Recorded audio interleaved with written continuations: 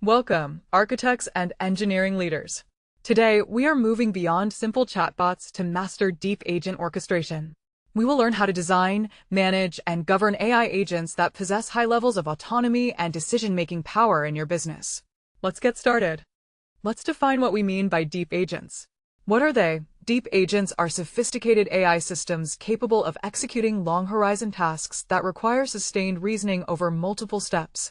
The basics: while a simple chatbot answers a question and forgets you, a deep agent operates across extended workflows, adapting its plan as it encounters new information. Why do we need them? Because as business processes grow more complex, single-shot prompts and shallow agents fail due to context bloat and lack of persistence. How do we build them? We wrap an LLM in an agentic harness that provides memory, planning, and tools. For our deep dive, realize that giving an LLM state transforms it from a static text predictor into an active problem solver. State allows the agent to remember prior actions and adapt continuously. Take a look at this comparison. On the top, a stateless LLM simply takes an input and predicts text, with zero memory of past actions. On the bottom green path, we see the deep agent. It uses a stateful architecture to power an iterative loop. It plans, executes tools, receives environmental feedback, and loops back to adjust its reasoning. This loop is the heartbeat of true autonomy. To orchestrate autonomy, we must build a stable foundation. What are the core components? They are the structural blocks that prevent an agent from derailing during long tasks. The basics include 4 pillars: a planning tool like a dynamic to-do list, specialized subagents, a file system for state, and a robust system prompt. Why are these mandatory? Without them, the agent tries to hold everything in its immediate context window, leading to hallucination and task failure. How do we use them? We provide tools to write intermediate state to disk, and we engineer prompts that teach principles instead of rigid rules. In our deep dive, the system prompt is the agent's cognitive baseline.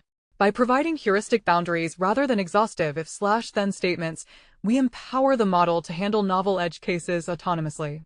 This diagram illustrates the 4 pillars of deep agent architecture. From the central agent core, we branch out to the planning tool, which keeps the agent on track. Next is hierarchical delegation, allowing the agent to spawn specialized workers. The file system provides persistent state, preventing context overload. Finally, the heuristic system prompt acts as the ultimate cognitive boundary governing all behavior. How do we actually control these autonomous agents? The answer lies in state machines. What are they? Finite and hierarchical state machines are computational models that dictate exactly how and when an agent transitions between different modes of operation. The basics involve breaking a workflow into distinct states, like ideation, drafting, and editing. Why use them? Because if you let an LLM freewheel through a complex task, it creates spaghetti logic. State machines guarantee structured, recoverable execution. How do we implement this? We use tools like LangGraph to define functional nodes and conditional edges. Our deep dive brings us to hierarchical state machines. HSMs let us nest states. By applying a safety guardrail to a top-level superstate, every subtask beneath it automatically inherits that protection, centralizing your governance. Here we see a hierarchical state machine in action. We enter the overarching working superstate. Inside, the agent loops safely between plan, ACT, and reflect. But notice the outer boundary. If a global guardrail is triggered, perhaps a budget limit or a safety violation, the entire superstate halts and routes to YND, bypassing the internal loop entirely. This is orchestrated autonomy. When a task is too big for one agent, we use multi-agent orchestration. Our first pattern is the supervisor. What is it? A centralized architecture where one manager agent delegates subtasks to a team of specialized workers. The basics: the supervisor looks at the overall goal, decides if it needs a researcher or a coder, and hands off execution. Why use this? It provides absolute, centralized control and prevents agents from getting stuck in loops. How is it built? You write a router function where the LLM evaluates progress and outputs the name of the next worker. Look at the pseudocode on the slide. The supervisor chooses between search, write, or finish. In our deep dive, we see this acts as severe context compression. The supervisor never sees the messy web scraping logs. It only sees the clean summary from the worker, preserving its reasoning power. This flowchart maps the supervisor pattern. The central orange supervisor agent sits at the top of the hierarchy. It analyzes the task and routes control to the web scraper worker or the Python execution worker. Once the workers finish, they do not talk to each other. They return their summaries directly back to the supervisor. The supervisor then decides whether to route again or output the final result. Our second orchestration pattern is the swarm. What is a swarm? It's a decentralized, peer-to-peer architecture. The basics involve agents handing off control directly to one another without a manager dictating every move. Why is this sometimes better? Think about a human writer and researcher. The writer drafts a paragraph, realizes a citation is missing, and immediately asks the researcher for help. A rigid supervisor would stifle this natural back and forth. How do we build it? We give the agents handoff tools. In our deep dive, modeling a handoff as a tool call is brilliant. Because modern LLMs are highly trained on function calling, they naturally understand how to invoke a transfer-to-writer tool when their specific job is done. It creates a fluid, highly autonomous ecosystem. Look at the peer-to-peer nature of the swarm in this diagram. The research assistant and the writing assistant stand as equals. They communicate using bidirectional handoff tools. The researcher hits the web search API, then invokes to writer. The writer drafts the document, but if evidence is thin, it simply invokes to research to pass control back. This loop continues naturally until the task is complete. With high autonomy comes high risk. We mitigate this using human-in-the-loop, or HITL, safety gates. What are they? They are literal breaks in the code that pause the agent to ask for your permission.